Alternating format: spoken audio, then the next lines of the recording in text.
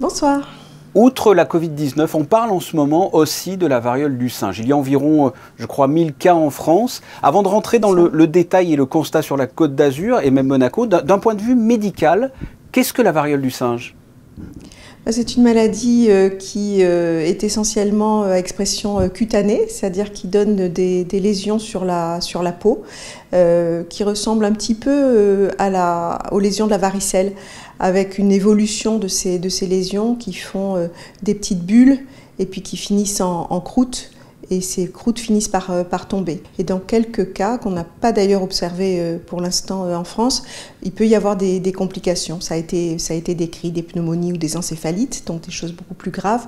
Mais pour l'instant, de ce qui a été observé majoritairement, ce sont des lésions essentiellement cutanées. Donc quand on a ces symptômes-là, on va à l'hôpital, qu'est-ce qu'on doit faire ? On peut effectivement aller à l'hôpital en prévenant un petit peu qu'on arrive pour ce type de lésions. Et puis on peut aussi en parler avec son médecin généraliste. Alors j'ai lu que c'est une maladie qui concerne essentiellement des hommes qui ont des rapports sexuels avec d'autres hommes, les travailleurs du sexe ou lorsque l'on a des partenaires multiples. Et en même temps, en préparant cet entretien, j'ai lu qu'il suffisait de toucher quelque chose de contaminé, par exemple, et de me frotter le nez ensuite avec ma main, et je peux l'attraper. Du coup, je ne comprends plus rien. Vous pouvez nous écairer là-dessus ? En réalité, tout le monde peut attraper cette maladie. Ce n'est pas la maladie qui touche uniquement les hommes qui ont des relations sexuelles avec des hommes. C'est juste le virus qui se transmet donc dans des conditions de contact rapproché et donc de contact de peau à peau, par exemple, ou de muqueuse à muqueuse. Il y a aussi probablement un volet de transmission par gouttelette ou par l'air, en fait. Mais aussi, vous comprenez bien que c'est le cas pour la grippe ou pour d'autres virus. Si le virus se dépose sur une surface et que vous touchez la surface, vous pouvez après vous contaminer par l'intermédiaire de cette surface. Voilà, pourquoi on stigmatise, selon vous, une partie de la population, notamment les homosexuels ?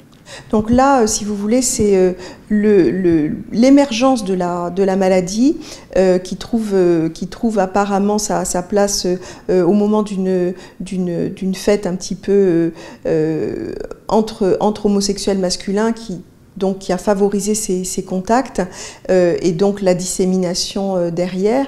Et c'est pour ça qu'on a surtout des homosexuels atteints, mais pas que. Donc c'est pas 100%. Et donc non, l'idée c'est surtout pas de stigmatiser.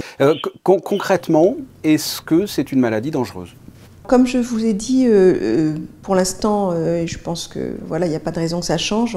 C'est sous surveillance, mais il n'y a que des cas tout à fait résolutifs et donc des cas cutanés sans complications. Il peut néanmoins y avoir des cas plus graves, notamment chez des personnes qui sont immunodéprimées, par exemple. Des cas graves ont été décrits, mais là, c'est pas une maladie dangereuse entre guillemets, même si elle a un potentiel de complications, comme souvent ces maladies virales. Et quelle est la différence entre la variole traditionnelle que l'on connaissait il y a quelques années et la variole du singe ? Alors, la variole traditionnelle, si on peut dire, et qu'on connaissait il y a quelques années, elle a été éradiquée en 1979. Pour l'instant, le vaccin dont on dispose pour la variole du singe, c'est quand même un vaccin contre la variole que vous appelez traditionnelle, l'ancienne variole. Mais qui marche à 80-85%, je crois, c'est ça ? Qui marche très bien avec une réaction croisée, en fait. Alors, il y a des cas sur la Côte d'Azur. Est-ce qu'à votre connaissance, il y a des cas à Monaco ? Oui, il y a à ma connaissance un cas confirmé et là pour l'instant, par exemple, aujourd'hui j'ai 3 patients avec une suspicion. On parle de vaccination au CHU de Nice. Est-ce qu'il est envisageable de vacciner à Monaco là prochainement ? Les demandes sont faites au niveau du gouvernement justement pour qu'on dispose de ces vaccins qui évidemment ne sont pas en vente comme ça libre parce que bon, c'est un phénomène nouveau et pour l'instant il faut le temps de se retourner. Mais effectivement le gouvernement a demandé ces vaccins et il est tout à fait possible de l'envisager, je pense.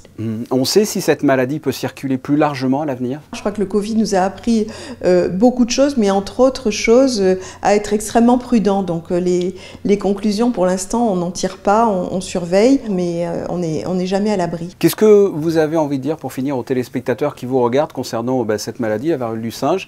Les rassurer, leur donner des conseils? Oui, les rassurer, dire qu'il y a encore un vaccin, donc ça c'est quand même merveilleux. Alors vous avez parlé de vaccin, ça m'amène à une autre question, est-ce qu'il y a un traitement?